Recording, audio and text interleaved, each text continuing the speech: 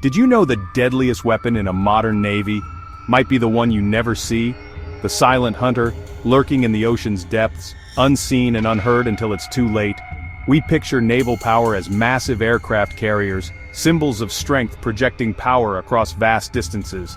But what if the real threat is silent, invisible, and lurking beneath the waves? A shadow in the abyss, undetectable by conventional means. Imagine a fleet on high alert, bristling with defenses, ready for any surface or aerial attack, scanning the skies and seas, their sophisticated radar systems painting a picture of the surrounding environment, yet missing the danger right below. A silent predator evading their sophisticated detection systems, a submarine, not just with torpedoes, the standard weapon of underwater warfare, but with its own squadron of aircraft, a hidden arsenal ready to be unleashed. Slips undetected beneath them, a ghost in the water, moving with unparalleled stealth.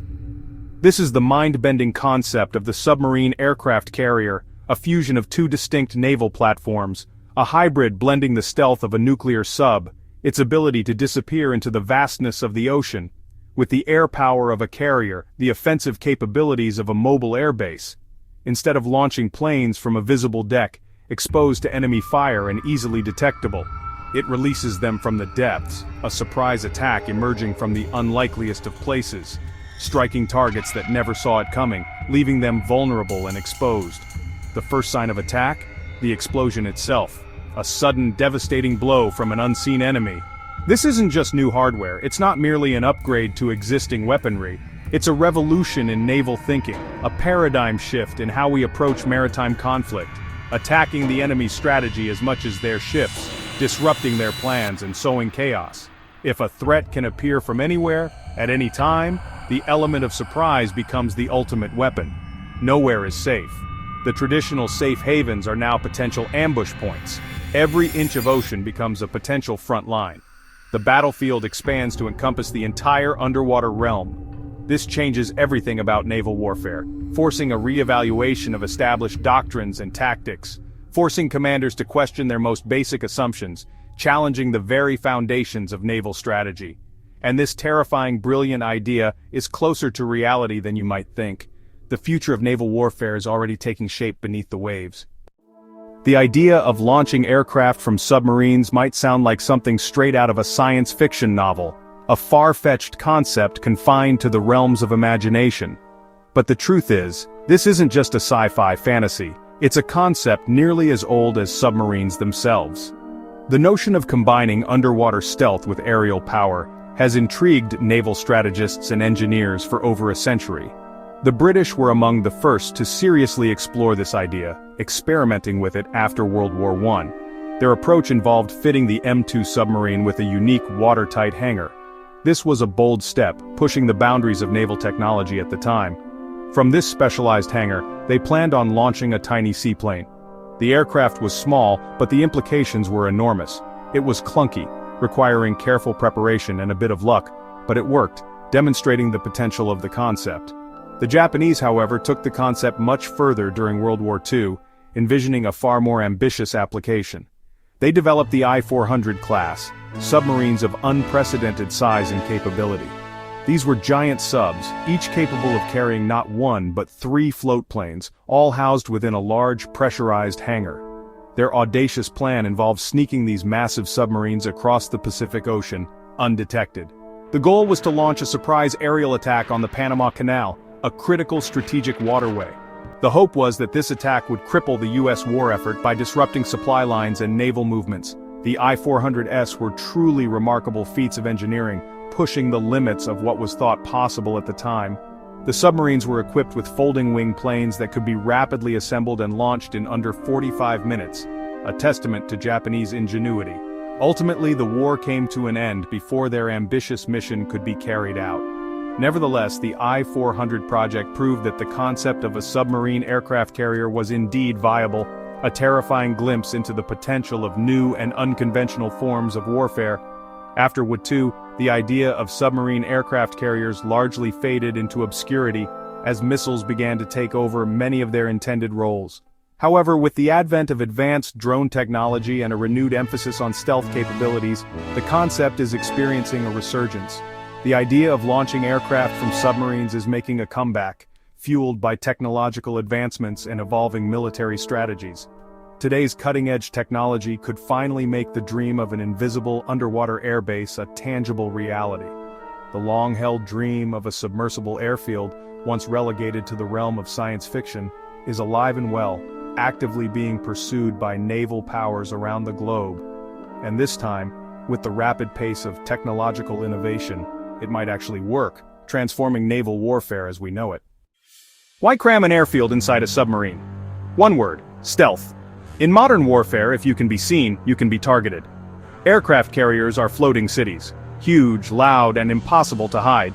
Submarines, by contrast, are designed to be ghosts, coated in sound-absorbing tiles, running silent and nearly impossible to find.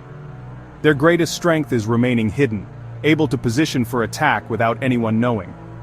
Now, imagine that stealth combined with the ability to launch aircraft. A submarine carrier doesn't need a protective fleet. The ocean itself is its shield. It can bypass enemy defenses by diving beneath them, pop up deep inside enemy territory, launch its attack, and vanish. The enemy is left paralyzed, their defenses proven worthless. This forces adversaries to guard everywhere, all the time, an impossible task.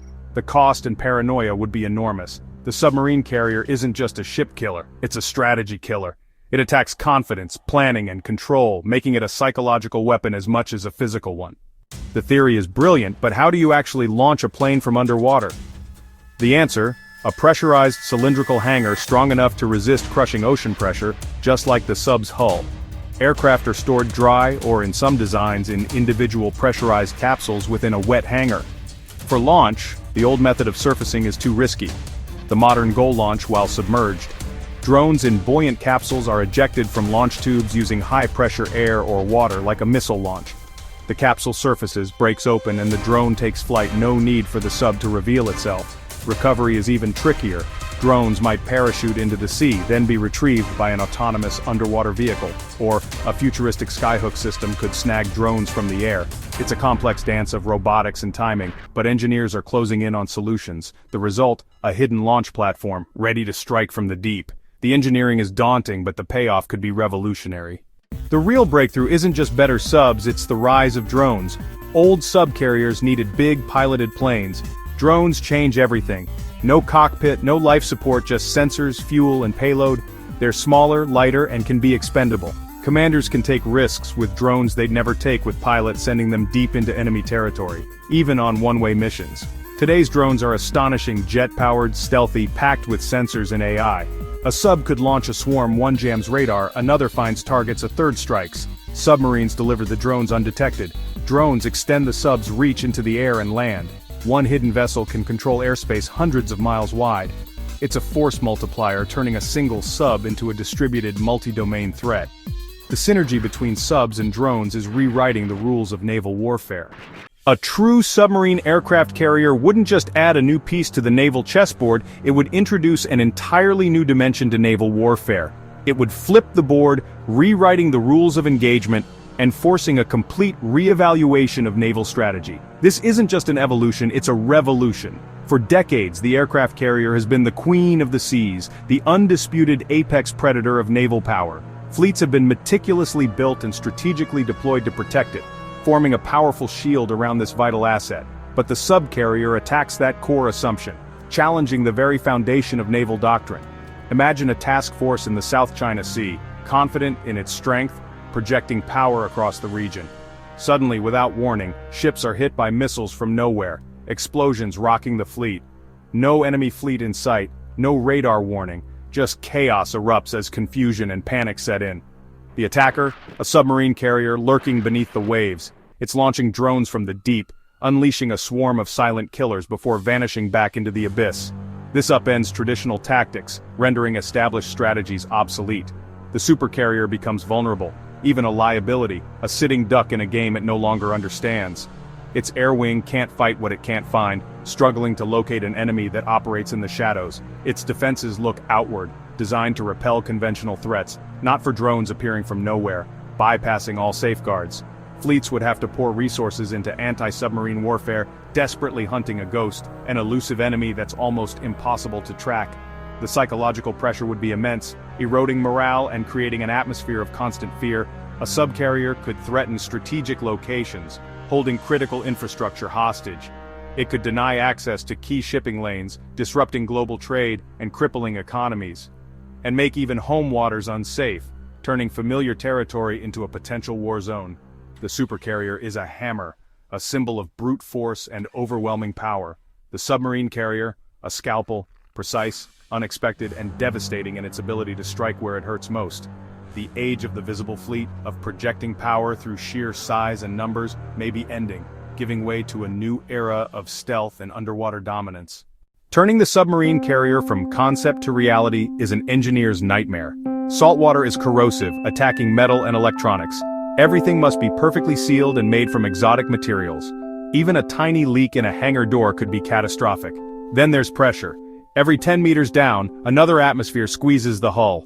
Building a large, watertight hangar door is a massive structural challenge. Inside, space is at a premium. No room for big workshops or spare parts. Drones must be ultra-reliable, easy to maintain, and modular for quick repairs by a small crew. Refueling and rearming in tight quarters is risky. One spark could be disastrous. Communication is another hurdle. Radio signals give away the sub's position, so drones must be highly autonomous. Every step, from storage to launch to recovery, pushes the limits of engineering. The technical challenges are immense, but so is the potential payoff. How do you defend against a submarine aircraft carrier? It's one of the toughest challenges in naval warfare. You can't bomb what you can't find. The fight must go underwater.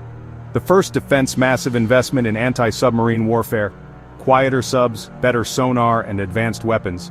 Wide area surveillance networks with seabed sensors and mobile buoys listen for the faintest hint of a sub. Patrol aircraft drop sonobuoys and use magnetic detectors, but it's like searching for a needle in a haystack. The launch itself creates a detectable pop.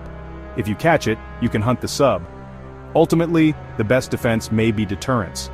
Fielding your own subcarriers and hardening targets with better air defenses. The cat-and-mouse game beneath the waves is only getting more intense.